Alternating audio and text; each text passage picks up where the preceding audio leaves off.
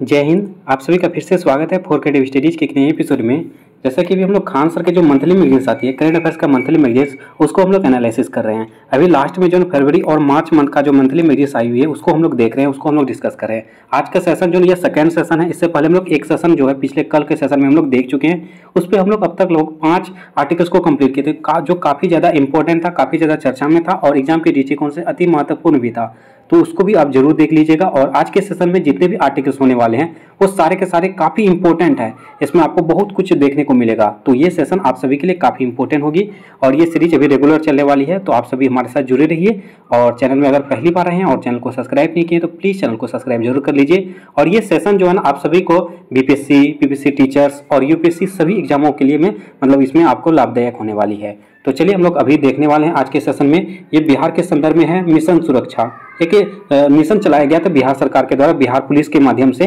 तो उसका नाम है मिशन सुरक्षा। इसमें क्या होता है मिशन सुरक्षा? देखिए नाम से ही हमारे है कि सुरक्षा, सुरक्षा मतलब सिक्योरिटी, सुरक्षा के लिए एक मिशन चलाया गया था। इसके माध्यम से जो क्या हुआ है, बिहार पुलिस के माध्यम से जैसे कोई अपराध हो गया, किसी प्रकार के जैसे पैसे लेकर जो हत्या कर देते हैं या किसी प्रकार की अपराध हो गया, इन तमाम चीज़ों के लिए इसकी सुरक्षा के लिए बिहार सरकार ने, बिहार पुलिस के द्वारा एक ऑपरेशन चलाया गया है जिसका नाम है मिशन सुरक्षा। ठीक है। तो इसकी शुरुआत जो है ना 1 जनवरी 2024 को की गई है। 1 जनवरी 2024 को मिशन सुरक्षा जो मिशन का आयोजन शुरू किया है, तो यह बिहार पुलिस द्वारा किया गया। ठीक है। यह भी हमें ध्यान रखना है कि बिहार पुलिस द्वारा 1 जनवरी 2024 को ऑपरेशन मिशन सुरक्षा की शुरुआत कुख्यात अपराधों, पैसा लेकर हत्या करने वालों और अंतर्राज्यीय गैंगस्टरों को पकड़ने के लिए की गई है। बिहार पुलिस द्वारा इस कार्य की जिम्मेदारी स्पेशल टास्क फोर्स यानी कि एसटीएफ को दी गई है। तो ये भी आप ध्यान रखेंगे कि आपको 1 जनवरी 2024 से बिहार पुलिस के माध्यम से जो भी अपराध किए जाएंगे उसका सुरक्षा के लिए ये मिशन चलाई गई है। ठीक है। तो आपको ये भी पूछे जाएंगे कि मिशन सुरक्षा किससे संदर्भित है, तो ये किसके द्वारा चलाया जा रहा है, तो बिहार पुलिस के द्वारा चलाया जा रहा है। तो कब स्टार्ट किया है? 1 जनवरी 2024 को। ठीक है। तो उसके बाद आगे कहा जाता है कि इस मिशन के तहत अपराधियों की निगरानी और गिरफ्तारी के लिए 18 संवेदनशील जिलों में 50 विशेष पुलिस शिविर स्थापित किए जाएंगे। तो ये डाटा भी आप सभी याद रखेंगे। कभी कभी कहता क्या है, कोड और कथन वाले एग्जाम में जो है ना ऑप्शंस वाले में आपको ये 50 की जगह आपके कहीं 100 दे देंगे, कभी ये दे देंगे। तो हमें अब इस तरह से देखना होगा, इस तरह से हम लोग को तैयारी करना होगा। ठीक है। तो ये 18 संवेदनशील जिले होंगे, उसके 50 विशेष पुलिस शिविर स्थापित किए गए थे। ये भी हमें ध्यान रखना है। उसके नेक्स्ट पॉइंट में कहा जा रहा है कि यह मिशन ग्रामीण और शहरी क्षेत्रों के प्रत्येक गांव और मोहल्ले की अपराधियों का सर्वेक्षण भी करेगा। ये जितने भी ग्रामीण क्षेत्र हैं, जितने भी मोहल्ले हैं, जितने भी शहर क्षेत्र हैं, उनमें तमाम क्षेत्रों में इसके बारे में मुहैया कराए जाएंगे कि कहाँ पे अपराध किए जा रहे हैं, कितने अपराध किस क्षेत्रों में हो रहे हैं। उसी अनुसार इसके जितने ज़्यादा से ज़्यादा अपराध होंगे उस क्षेत्रों में ज़्यादा से ज़्यादा पुलिस शिविर लगाए जाएंगे। तो इसके बारे में ये सर्वेक्षण भी करेगा। ठीक है। उसके बाद कहा जाता है सुरक्षा और सतर्कता में सुधार के लिए शहरी और ग्रामीण दोनों क्षेत्रों में प्रमुख स्थानों पर सीसीटीवी कैमरा भी लगाए जाएंगे। सीसीटीवी कैमरा लगाने से जो है हमारे अपराध जो करेंगे उसके बारे में हम लोग को ढूंढने में या खोजने में इसके आसानी हो जाएगी, है ना। तो इसके बारे में कही गई है। उसके बाद नेक्स्ट में कहा जाता है कि दक्षता में सुधार और नागरिक विश्वास हासिल करने के लिए बिहार पुलिस ने 20 मिनट के भीतर अपराध स्थल पर पहुंचने का लक्ष्य भी रखा है। तो आपके ये ऑब्जेक्टिव टाइप के एग्जाम में पूछे जा सकते हैं कि अभी रिसेंटली जो मिशन सुरक्षा चलाया गया है, मिशन सुरक्षा जो चलाया गया था उसमें बिहार पुलिस के जो है ना कितना समय दिया गया है कि कार्यस्थल पर पहुंच जाएंगे, यानी कि अपराधी स्थल पर पहुंचने का कितना समय निर्धारित किया गया है। तो ये 20 मिनट दिया गया है। तो आपके जिस तरह से कथन और कोड वाला भी सवाल पूछे जाते हैं तो यहाँ 20 की जगह कभी कभी आपको जैसे 15 दे सकते हैं, 25 दे सकते हैं। तो आपको इस तरह से ध्यान रखना है कि 20 मिनट का समय निर्धारित किया गया है। तो यही है मिशन सुरक्षा यही है, बिहार पुलिस के माध्यम से किया गया है। इसका जो है अपराधी स्थल पर कितने समय पे होगा? 20 मिनट के अंतर्गत इसमें पहुंचना होगा। इसमें जो भी अपराध होंगे, पैसे लेकर कोई हत्या करते हैं या गैंगस्टर होंगे, इन तमाम चीज़ों की सुरक्षा के लिए ये मिशन चलाए गए हैं। तो यही हुआ मिशन सुरक्षा। ओके। तो इस प्रकार पहला आर्टिकल इस तरह से कंप्लीट हो गया। और आज के सेकेंड आर्टिकल है, ये भी काफ़ी इंपॉर्टेंट है। कहा जाता है बिहार पुलिस का मिशन इन्वेस्टिगेशंस #75। देखिए इसका नाम में ही बहुत कुछ राज है। तो इसके माध्यम से समझते हैं क्या है बिहार पुलिस का मिशन जो है इन्वेस्टिगेशन जो है #75। ये इसकी शुरुआत जो है 1 जनवरी 2024 से पुलिस को थाने में एफआईआर दर्ज कराने हेतु 75 दिनों के भीतर जांच पूरी करनी होगी। जैसे इसमें देखिए कोई भी थाने हैं, थाना में अगर एफआई दर्ज हो गया है और वो एफआई दर्ज होने के 75 दिन के अंतर्गत उसको ये सॉल्व करना होगा, ये भी जो भी आपका दर्ज होगा उसको सॉल्व करना ही होगा। इसलिए ये इन्वेस्टिगेशन #75 ये मिशन चालू किया गया है। ये किसके द्वारा चलाया गया है? बिहार पुलिस के माध्यम से, ठीक है। तो जितने भी थाना में जो भी एफआईआर दर्ज कराए जाएंगे वो 75 दिन के अंतर्गत उसको सॉल्व करना ही होगा। ये मिशन चलाए गए हैं। उसके कहा जाता है बिहार पुलिस ने आपराधिक मामलों की जांच प्रक्रिया में तेजी लाने के लिए ये मिशन यानी कि मिशन इन्वेस्टिगेशन #75 शुरू किया गया है। क्या हुआ? जितने भी अपराध किए जाते हैं, अपराध को सुधारने के लिए, है ना, अपराध को सुधारने के लिए ये मिशन चलाए गए हैं कि आप अगर अपराध में कोई भी एफआईआर दर्ज होंगे तो उसको 75 दिन के अंतर्गत उसको सॉल्व किया जाएगा। इससे क्या होगा? अगर देखिए जो भी चीजें होता है, जब भी घटना होगा, घटना अगर तुरंत अगर रिजल्ट निकलता है ना तो वो कहीं ना कहीं समाज में ज्यादा इफेक्ट पड़ता है ना। तो इसी वजह से ये 75 दिन के अंतर्गत इसको चालू किया जाएगा, जिससे कि ये अपराध की संख्या में भी कमी होगी, है ना। तो ये बातें, इसके लिए ये मिशन चलाई गई है। इसमें क्या कहा जाता है? इस मिशन के तहत जांचकर्ताओं को एफआई दर्ज होने के 75 दिनों के भीतर मामलों की जांच पूरी करनी होगी। बिल्कुल। उसके बाद कहता है यदि महिलाओं के खिलाफ अपराध, SC ST या पोस्को जैसे गंभीर धाराओं के तहत कोई मामला दर्ज है तो उसके लिए 60 दिनों के लिए कहा गया है। देखिए ये भी इंपॉर्टेंट है, इस पे आप ध्यान रखेंगे। बाकी जितने भी अपराध होंगे, जो भी एफआई दर्ज होंगे, उसके लिए 75 दिनों का लक्ष्य रखा गया है। और इसी में अगर किसी प्रकार की जो महिलाओं का अपराध हो रहा हो या SC ST के कैटेगरी के जो भी है उस पर अपराध हो रहा हो, और जो पोस्को एक्ट है, पोस्को एक्ट मतलब जो है ये 2012 में इसको लागू किया गया था, पोस्को एक्ट को। इसमें क्या होता है, जो बच्ची हैं, है ना, बच्चियां क्या साथ कोई दुर्व्यवहार करते हैं, छेड़खानी करते हैं, या आपका सेक्सुअल मतलब कि हरास करते हैं, या किसी भी प्रकार का मतलब समझ रहे हैं ना, तो वही अगर किसी प्रकार का ये एफआईआर दर्ज हो रहा है तो इसके लिए समय निर्धारित किया गया 60 दिन। तो आपको ये कंफ्यूज होगा, आपके सवालों में ये कंफ्यूजन वाली मतलब ऑप्शन दिए जाएंगे, यहाँ 60 की जगह ये भी 75 दे सकता है, तो आपको इसी पे ध्यान देना है, ठीक है। तो इस पे लिए आपको जो है जैसे महिलाओं के लिए अपराध हो गया, SC ST या पोस्को के लिए कितने दिनों के लिए? 60 दिनों के लिए ये समय निर्धारित किया गया है। नेक्स्ट है, कहा जाता है बिहार के वर्तमान अभी जो है ना DGP कौन है? RS भट्टी ने नागरिक केंद्र पुलिसिंग और सुरक्षा में सुधार के लिए 10 मिशन योजना का सुझाव दिया है, जिसकी शुरुआत मिशन इन्वेस्टिगेशन #75 से होगी। तो इसमें क्या, अभी देखिए ये भी सवाल एक बनाए जा सकते हैं कि वर्तमान समय में बिहार के DGP कौन है? अभी DGP जो है ना RS भट्टी हैं, ये भी आपको सवाल बनाए जा सकते हैं, ठीक है। इसके माध्यम से क्या हुआ? ये RS भट्टी के माध्यम से ही ये मिशन चालू किया गया है। इस पे जो है टोटल 10 मिशन चालू किए गए हैं, तो आप इसको ध्यान रखेंगे, ओके।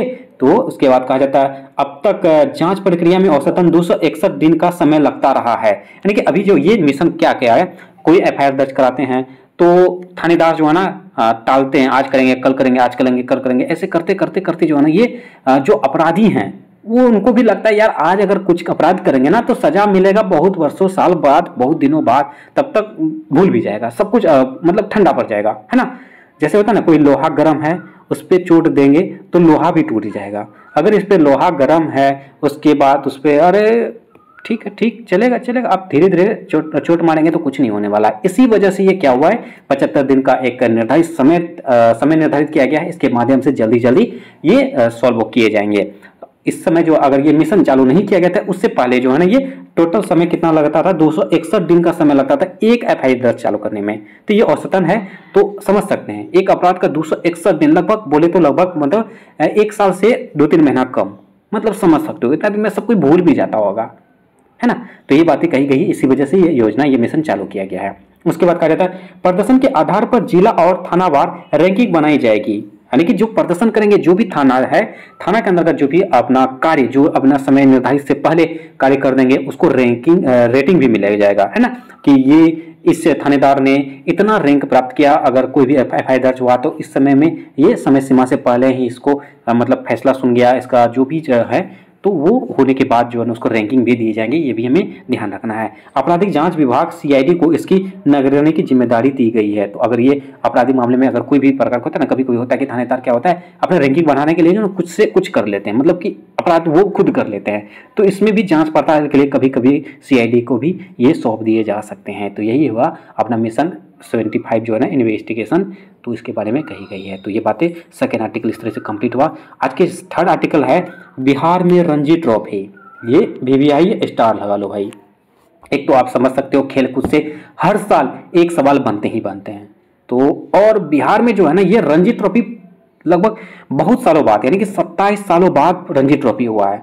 तो कहीं ना कहीं ये इम्पोर्टेंट है, इसको आप जो है ना अच्छे से ध्यान से सुनो और अच्छे से कंप्लीट कर लीजिएगा। चाहे आपको मेंस में हो या प्रीलिम्स में क्वेश्चन बनाए जा सकते हैं। आप अगर बीपीएससी की तैयारी कर रहे हो या बीपीएससी टीचर की तैयारी कर रहे हो, सभी एग्जाम में पूछे जाएंगे। बिहार दरोगा में कोई भी हो, बिहार लेवल का जो भी तैयारी कर रहे हो ना, इसमें सवाल बनाए जा सकते हैं क्योंकि ये बहुत दिनों बाद हुआ है, बहुत मांगने के बावजूद ये हुआ है। तो इसके बारे में समझते हैं क्या हुआ है बिहार में रणजी ट्रॉफी, है ना, क्यों चर्चा में है। बिहार के रणजी ट्रॉफी में जो हुआ है, हाल ही में 27 साल बाद बिहार और मुंबई के बीच रणजी ट्रॉफी 2023-24 के एलिट ग्रुप का पहला मैच पटना के मोइन उल हक स्टेडियम में खेला गया।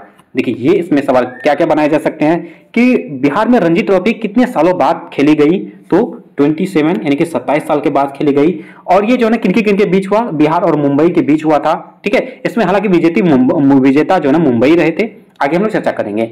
तो इसमें जो है ना रणजी ट्रॉफी जो है ना ये इसमें जो है ना एलिट ग्रुप का पहला मैच था जो पटना के कौन सा स्टेडियम में था, मोइन उल हक। देखिए ये सवाल बनाए जा सकते हैं कि बिहार में रणजी ट्रॉफी जो हुआ था वो पहला मैच जो है ना पटना के किस स्टेडियम में खेला गया था।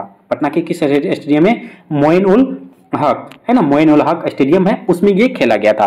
तो ये हमें ध्यान रखना, ये इंपॉर्टेंट है भाई, इसको आप नजरअंदाज नहीं कर सकते हो। ओके, उसके बाद आगे हम लोग देखते हैं। आगे देखिए ये है अपना, चलो कहा जाता है इस वर्ष के रणजी ट्रॉफी प्रारूप को 4 एलिट ग्रुप अर्थात ए, बी, सी और डी में विभाजित किया गया है। इसको ग्रुप में डिवाइड किया गया था, elite group A, elite group B, elite group C, elite group D, है ना।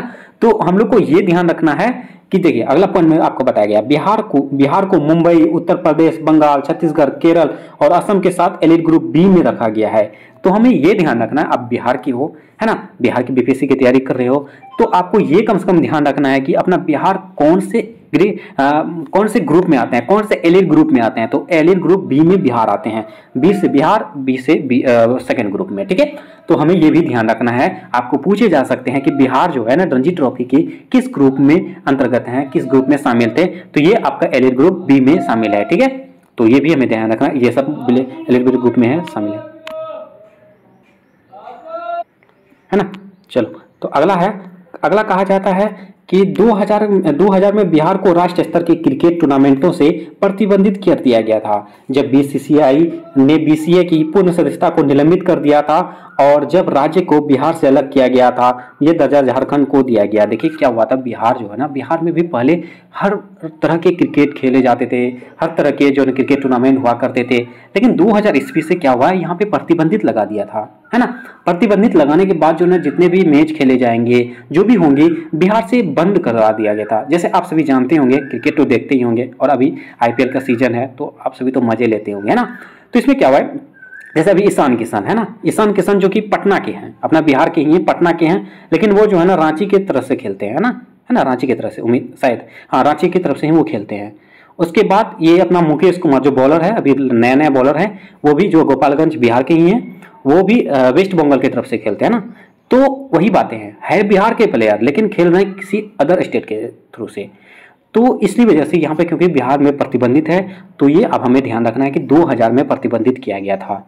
कौन किया था, बीसीसीआई। और ये 2001 ईस्वी में क्या हुआ था, बिहार झारखंड अलग हो गया था, तो इसका सारा का सारा जो भी कार्यभार थे वो झारखंड के चला गया। तो ये हमें ध्यान रखना है। ठीक है, उसके बाद देखिए ये है अपना रणजी ट्रॉफी के बारे में। उसके बाद देखिए कहा जाता है जनवरी 2018 में सुप्रीम कोर्ट ने बीसीसीआई को आदेश दिया कि बिहार राज्य का टीम को रणजी मैच खेलने की अनुमति दे। 2018 में ये फैसला दे दिया था कि भाई आप रणजी ट्रॉफी खेल सकते हो, बिहार वासी आप रणजी ट्रॉफी खेल सकते हो। ठीक है, ये अनुमति दे दी गई थी। उसके बाद कहा जाता है भारतीय क्रिकेट कंट्रोल बोर्ड बीसीसीआई प्रत्येक वर्ष इस प्रमुख घरेलू प्रथम श्रेणी क्रिकेट आयोजन की मेजबानी करता है और इस चैंपियनशिप की स्थापना 1934 में बीसीसीआई द्वारा की गई थी। तो ये भी आप ध्यान रखेंगे, रणजी ट्रॉफी की स्थापना कब हुई थी, 1934 में। किसके द्वारा, बीसीसीआई के द्वारा इसकी स्थापना की गई थी। अब ये रणजी ट्रॉफी जो है इसका रणजी क्या नाम क्या है, क्यों नाम रखा गया रणजी ट्रॉफी, वो भी हम लोग समझेंगे। इसमें क्या करेगा, इसका नाम अंतर्राष्ट्रीय क्रिकेट में देश का प्रतिनिधित्व करने वाले पहले भारतीय खिलाड़ी रणजीत सिंह के नाम पर रखा गया था। देखिए रणजीत सिंह के नाम पे ही रणजी ट्रॉफी नाम रखा गया है। तो आप हमें ध्यान रखना है कि रणजी ट्रॉफी, अभी देखिए इससे सवाल बनाए जा सकते हैं, रणजी ट्रॉफी किस खिलाड़ी के नाम पर रखा गया था, ये आप हमें रणजीत सिंह के नाम पर यह रखा गया था, ये हमें ध्यान रखना है। ठीक है, ये पहले भारतीय खिलाड़ी थे, ये भी हमें ध्यान रखना है। उसका कहता था 31वें जीत के रिकॉर्ड के साथ मुंबई क्रिकेट टीम इस प्रतियोगिता से सबसे सफल टीम रही, यानी कि ये बिहार के रणजी ट्रॉफी में कौन सफल रहे, कौन विजेता रहे, बिहार मुंबई रहे। तो ये 41वां बार रहा है। ठीक है, तो कहीं ना कहीं ये काफी बड़ी जो उपलब्धियां हैं मुंबई के लिए। तो ये हुआ अपना रणजी ट्रॉफी के बारे में। तो इस तरह से हम लोग नेक्स्ट आर्टिकल हम लोग देखने वाले हैं, टीबी हारेगा देश जीतेगा अभियान। टीबी हारेगा देश जीतेगा अभियान, यानी कि टीबी को हराने के लिए बिहार सरकार ने कुछ कदम उठाए हैं, कुछ अभियान चलाए हैं, उसके बारे में हम लोग देखते हैं। क्या कहते हैं, हाल ही में बिहार राज्य सरकार द्वारा 8 जिलों के नाम भी ध्यान रखना है, पटना, गया, नालंदा, कटिहार, भोजपुर, भागलपुर, सहरसा और मुंगेर में टीबी देखभाल मॉडल एजेंसियां शुरू की गई है। यानी कि इन तमाम जिलों में क्या हुआ है, टीबी से संरक्षण के लिए, टीबी निगरानी के लिए ये मॉडल एजेंसियां शुरू कर दी गई है ना। तो इसमें हम लोग देखते हैं क्या है, ये बिहार के सभी 534 ब्लॉकों को कवर करेगा। आपको इससे सवाल ये भी बनाइए, बिहार में कुल कितने ब्लॉक हैं, तो 534 ब्लॉक हैं। तो ये सभी ब्लॉकों का निगरानी करेंगे या 8 जिलों। ठीक है, उसके बाद इस जन आंदोलन को रोगी देखभाल समूहों यानी कि आशा करेंगे, उसके बाद एएनएम करेंगे, आंगनबाड़ी कार्यकर्ता करेंगे, जीविका हो गया, एनटीईपी करेगा, उसके बाद शिक्षा और आईसीडीएस जैसे विभिन्न प्रयोगों के कर्मचारियों का केयर इंडिया जैसे संगठनों के सहयोग के निर्देशित किया जाएगा। इन जितने भी कर्मचारी बताए गए, आशा हो गया, जो आपका ये तमाम चीजें हैं, आपका इसके माध्यम से हर पंचायत में, हर वार्ड में जो है ना, ये जागरूक किए जाएंगे, टीबी के बारे में बताएंगे, टीबी के बारे में संरक्षण करेंगे, टीबी के बारे में सर्वेक्षण करने वाले हैं। तो कुछ आंकड़े दिए गए हैं, कुछ डाटा दिए गए हैं, लास्ट अपडेट 2021 का है, उसके बारे में भी समझते हैं। क्या लक्ष्य रखा गया था, उसमें कितना उपलब्धियां हुई, कितना परसेंटेज की उपलब्धियां हुई भारत के संदर्भ में और बिहार के संदर्भ में हम लोग देखने वाले हैं। तो भारत के संदर्भ में हम लोग लास्ट वाला कम से कम ध्यान रखेंगे 2021 में, ये आपका 29,94,330 है। ठीक है, उसमें से हम लोग का 21,43,606 हम लोग को उपलब्धियां प्राप्त हुआ, और जिसमें 72%, ये आप डाटा नहीं भी आता कोई दिक्कत नहीं होगी, कम से कम परसेंटेज 72% था। उसके बाद बिहार के संदर्भ में 1,90,000 था वार्षिक लक्ष्य, और उसके बाद 1,32,145 जो इसकी उपलब्धियां थी, और उपलब्धि परसेंटेज की बात करें तो 70% था इसका। ठीक है, तो उसके बाद कहा जाता है, नेक्स्ट में हमको कहा जा रहा है, इस आंदोलन को पंचायती राज संस्था के सदस्यों की भागीदारी से अधिक लाभ हुआ था। यानी कि आपको ये भी ध्यान रखना है भाई, ऐसे सवाल बनाए जा सकते हैं कि आपको जो ये आंदोलन चलाया गया था, इसमें सबसे ज्यादा किसकी सहायता से हमें लाभ मिला, तो ये पंचायती राज संस्था से हुआ है ना। पंचायत के लेवल पे ये किया गया था, तो कहीं ना कहीं ये हमारे लिए फायदेमंद साबित हुआ। जैसे आपको शुरुआत में भी बताया गया था 534 ब्लॉकों के माध्यम से की जाएंगे, उसी प्रकार हर ब्लॉक में जितने भी पंचायत हैं, पंचायत के मुखिया सरपंच के माध्यम से टीबी के बारे में ये जागरूक करेंगे, है ना। मतलब कि आप सरपंच जो है, मुखिया है, और अपने पंचायत में जितने भी आशा हैं, जीविकाएं हैं आपका, उसके बाद ये मतलब कि सहायिका हैं, मतलब ये सब चीज़ों का, आंगनबाड़ी के केंद्र का है, तो उस पर ये उसके माध्यम से ये जागरूक करवाने वाले थे, यही बातें कही गई है। उसके बाद कहा इस आंदोलन में प्रखंड स्तर पर मुखिया व सरपंचों में भी भाग लिया था। उसके बाद इस जागरूकता अभियान में सभी टीबी रोगियों, सार्वजनिक और निजी के लिए उपलब्ध मुफ्त निदान, मुफ्त उपचार और उनके इलाज की पूरी अवधि के लिए पोषण संबंधी सहायता के लिए 500 मासिक वेतन भी दिया जाएगा। ये सरकारी तरफ से, जिसको टीबी हो गया है ना, टीबी के इलाज के दरमियान आपको 500 रुपया भी सरकार के थ्रू दिया जाएगा, क्योंकि आपकी निगरानी किए जाएंगे, आपको सही तरीके से गाइडलाइंस करेंगे और आपको जागरूक करने के लिए, है ना। होता है क्या, बहुत सारे ऐसे भी हैं जिसको टीबी हो जाता है, करेंगे आज करेंगे कल करेंगे, मतलब अंठा देते हैं, है ना। तो वही बातें कही गई है इसके बारे में, उसको 500 रुपया भी प्रावधान का प्रस्तावित किए जाएंगे। हमारा लक्ष्य जो है ना 2025 तक टीबी को उन्मूलन करना है, कि मतलब बिहार सरकार ने टीबी को संपूर्ण तरीके से खत्म करने का, उन्मूलन करने का समय निर्धारित किया है 2025। इस तरह से अपना प्यारा भारत देश के लिए विकसित देश के शामिल होने के लिए 2047 का लक्ष्य रखा है, उसी तरह बिहार सरकार ने 2025 तक टीबी का उन्मूलन करने का लक्ष्य रखा गया है। ये भी हमें ध्यान रखना है, ये लक्ष्य वाला भी क्वेश्चन पूछे जाते हैं, लगातार पूछे गए हैं। तो इस तरह से ये आर्टिकल भी कंप्लीट हुआ। तो आज के सेशन का नेक्स्ट आर्टिकल और इम्पोर्टेंट आर्टिकल रहेगा 14वां कृषि नेतृत्व पुरस्कार 2023। ये कृषि नेतृत्व पुरस्कार बिहार सरकार को मिला है भैया 2023 में, तो ये भी इम्पोर्टेंट होने वाला है। और अपना आप सभी जानते ही होंगे बिहार जो है ना अपना कृषि पर ही आश्रित है, कृषि प्रधान राज्य है, तो इसके क्षेत्र में कृषि नेतृत्व पुरस्कार 2023 में मिला है। ये 14वां पुरस्कार है, ये भी हमें ध्यान रखना है। और ये किसके द्वारा दिया जाता है इसके बारे में भी समझते हैं। तो ये देखिए ये अवार्ड है, अवार्ड का फोटो आप देख सकते हो, इस तरह से अवार्ड मिला हुआ है। इसमें लिखा गया एग्रीकल्चर लीडरशिप अवार्ड 2023 है ना, द स्टेट ऑफ बिहार, इसके बिहार सरकार को मिला है। तो इसके बारे में समझते हैं हम लोग। क्या कहा जाता है, नई दिल्ली में आयोजित प्रतिष्ठित 14वें कृषि नेतृत्व पुरस्कार 2023 में बिहार को फसल उत्पादन के क्षेत्र में सर्वश्रेष्ठ राज्य का पुरस्कार दिया गया है। यानी कि फसल उत्पादन के लिए किस राज्य को सर्वश्रेष्ठ राज्य का दर्जा दिया गया है, तो बिहार सरकार को, बिहार राज्य को दिया गया है। ये इसका जो ना ये पुरस्कार दिया गया है, तो पुरस्कार का नाम क्या है, ये कृषि नेतृत्व पुरस्कार है। ये कौन सा सेशन है, 14वें सेशन था, ये भी हमें ध्यान रखना है। किसके द्वारा दिया गया था, नई दिल्ली में आयोजित हुआ था। कहाँ आयोजित हुआ था, नई दिल्ली में आयोजित हुआ था। और देखिए ये किसके द्वारा दिया गया था, ये भी समझते हैं। कृषि विभाग के सचिव संजय अग्रवाल, इसके बारे में हम लोग पहले भी चर्चा कर चुके हैं, है ना। कृषि विभाग के सचिव जो है संजय अग्रवाल ने केंद्रीय कृषि एवं किसान कल्याण मंत्री से यह पुरस्कार प्राप्त किया। ठीक है, संजय अग्रवाल जो बिहार के भी कृषि विभाग के, ये कृषि विभाग के मंत्री हैं बिहार के, तो इसी को यह पुरस्कार दिया गया है। तो ये भी हमें ध्यान रखना है।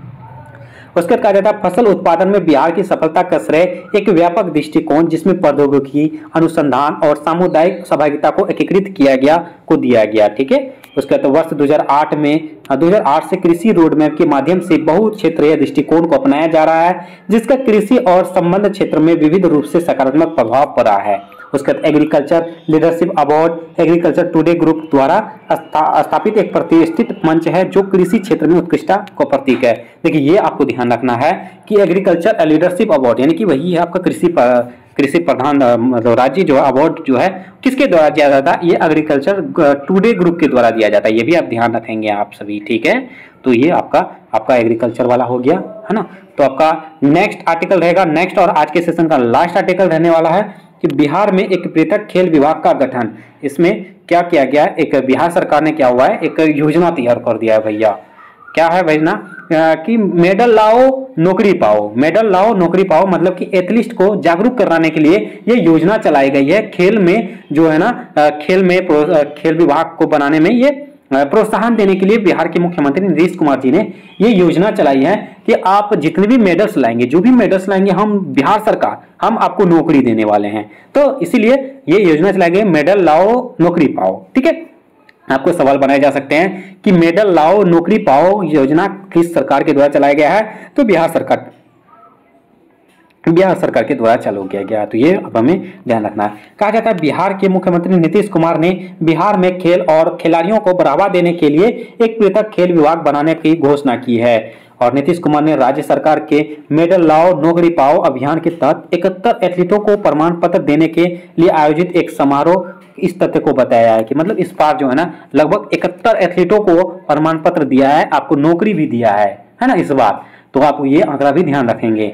उसका क्या जाता है, यह पूर्व में कला और संस्कृति के मंत्रालय के अंतर्गत था। ये जो है ना कला और संस्कृति मंत्रालय के अंतर्गत था, ये भी हमें ध्यान रखना है। उसके बाद वर्तमान में जितेंद्र कुमार राय को खेल विभाग का अतिरिक्त प्रभार दिया गया है। तो ये आप सभी ध्यान रखेंगे। अभी बिहार में जो ना बिहार के खेल मंत्री कौन है, अभी जितेंद्र कुमार, ये इसका विभाग का अतिरिक्त प्रभार यही है जितेंद्र कुमार, ये भी अभी ध्यान रखेंगे।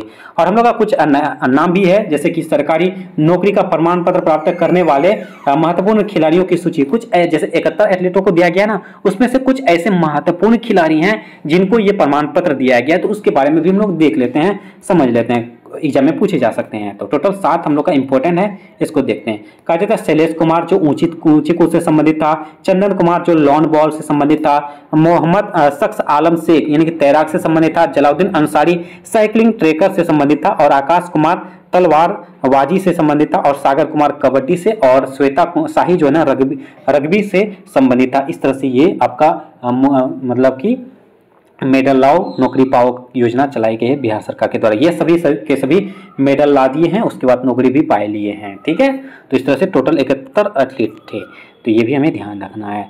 तो इस तरह से हम लोग का ये भी आर्टिकल्स कंप्लीट हुआ। नेक्स्ट आर्टिकल रहेगा बिहार आईटी नीति 2024, जो कि हम लोग को नेक्स्ट सेशन में देखने वाले हैं। तो आज के सेशन में बस इतना ही रहने देंगे। आज के सेशन में भी लगभग 6 से 7 आर्टिकल्स को कवर किए हैं, है ना। तो सभी के सभी आर्टिकल्स काफी इंपॉर्टेंट था। हम लोग बताए भी किस तरह से क्वेश्चंस बनाए जा सकते हैं, कैसे कैसे क्वेश्चंस पूछे जा सकते हैं, हम लोग को कैसी तैयारी करनी चाहिए, किन किन बिंदुओं पर ध्यान देनी चाहिए, इन तमाम बिंदुओं को पर हम लोग डिस्कस कर चुके हैं। उम्मीद करता हूं आज के सेशन आप सभी के लिए काफी ज्यादा फायदेमंद साबित हुआ होगा। और एक नम्र निवेदन है आप सभी से, जो भी चैनल में पहली बार आए हैं और चैनल को सब्सक्राइब नहीं किए तो प्लीज चैनल को सब्सक्राइब जरूर कर लीजिए और बेल आइकन को जरूर हिट करें। सेशन अच्छा लगे तो लाइक जरूर कीजिए। किसी भी प्रकार का दिक्कत हो, डाउट हो, कमेंट बॉक्स में कमेंट कीजिए और इसका पीडीएफ टेलीग्राम चैनल पे है, वहां से ज्वाइन कीजिए, डाउनलोड कर सकते हैं। तो चलिए आज के सेशन में बस इतना ही रहने देंगे, है ना। तो चलिए मिलते हैं नेक्स्ट सेशन में, तब तक के लिए थैंक यू, जय हिंद।